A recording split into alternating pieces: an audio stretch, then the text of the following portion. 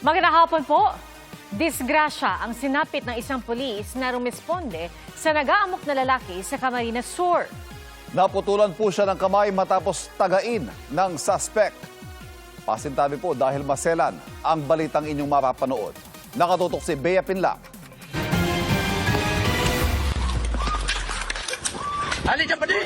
Ang pagresponde ng pulisya sa nag-aamok na lalaki sa San Jose, Camarines Sur kahapon.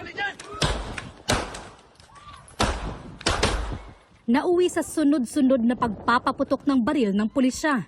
Hindi nahagip sa video pero ang suspect pinagtataga ang isa sa mga rumespondeng pulis.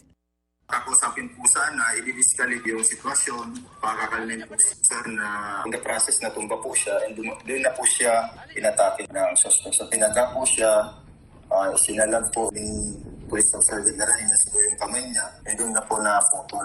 Putol ang kamay ni Police Staff Sergeant Noli Miranya pero nagawa pa niyang daganan ang suspect para arestuhin. Wala na pong nagawa yung kasamaan po niya na bilitan po ng suspect para po ma-ticket po yung pag-atake. Sugatan ng suspect na nagtamo ng mga tama ng bala sa tiyan. Sa record ng pulisya, dati siyang may kaso ng alarms and scandals. Yan po malang skandal, pero napapasify naman. Yun po yung pang mga previous. Allegedly ma'am, according sa family po niya, sabi po meron po daw na mental health condition, pwede po yung tao.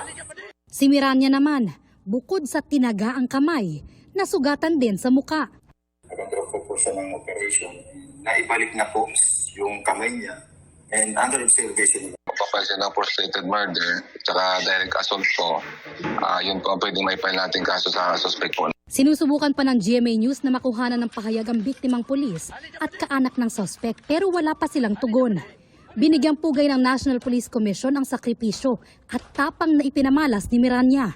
Pagtitiyak ng NAPOLCOM, makatatanggap si Miranya at ang pamilya niya ng tulong habang siya'y nagpapagaling. Bea Pinlac, nakatutok 24 oras.